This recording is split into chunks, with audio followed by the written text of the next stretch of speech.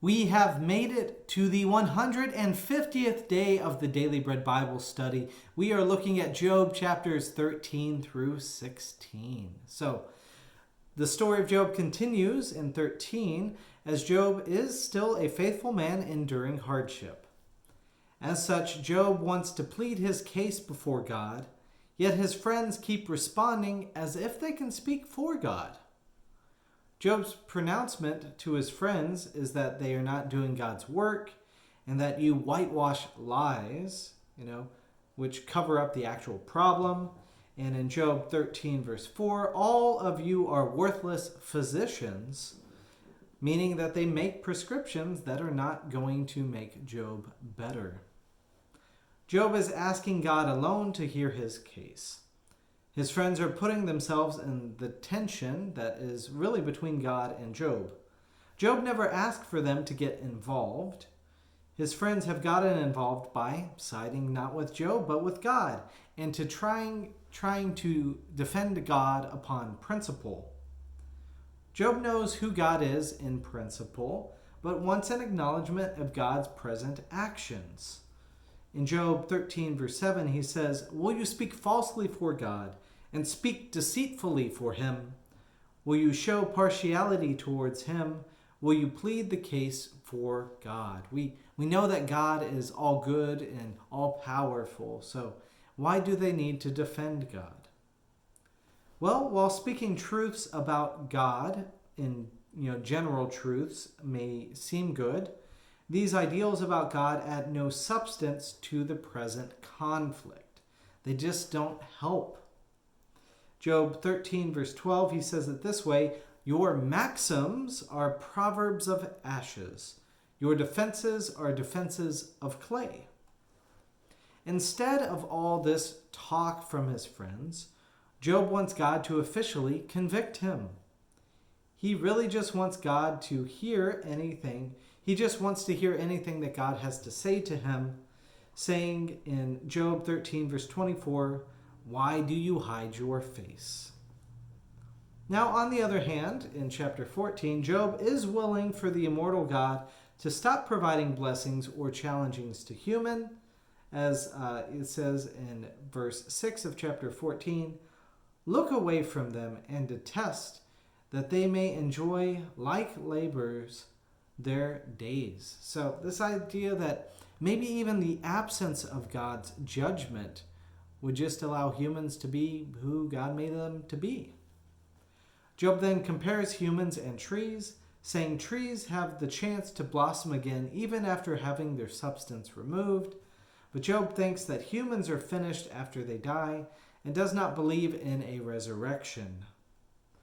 Job then claims there is vanity in life, that humans cannot accurately judge between blessings and humbling from God. Instead, humans are left to experience the one thing in which they are certain, which is Job 14:22. They feel only the pain of their own bodies and mourn only for themselves. So humans are ones who feel what we feel. We feel pain, we feel joy, we feel all these things. And that's all we can do, is we can't help but feel what we feel. So Job is just expressing his current situation, the feelings associated with his suffering. Now I should note my impulse is just like that of his friends, to explain why he feels what he feels, or to explain possibilities about meaning in the midst of suffering. Ultimately, Job's wrestling touches on my own wrestling, and especially the times I've suffered, and we can try to figure out what God is up to in our lives.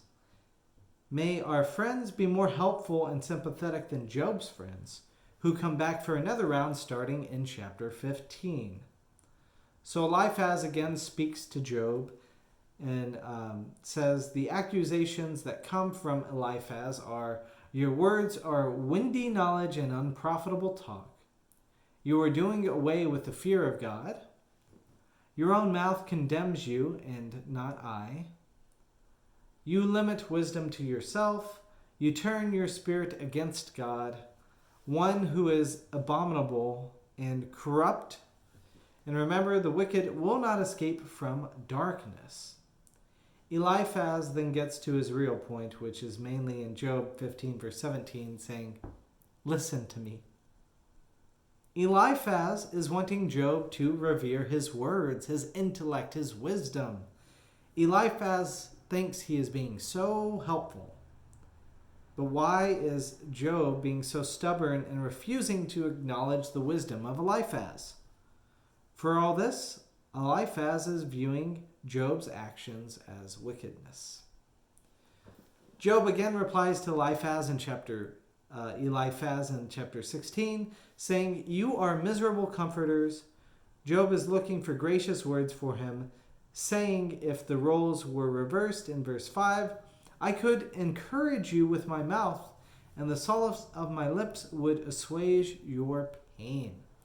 So the idea that Job realizes it's all about comforting, and his friends are not giving that to him. Job also mentions the futility of letting his emotions out or holding in his emotions, saying in Job 16:6, "If I speak, my pain is not assuaged, and if I forbear, how much of it leaves me?"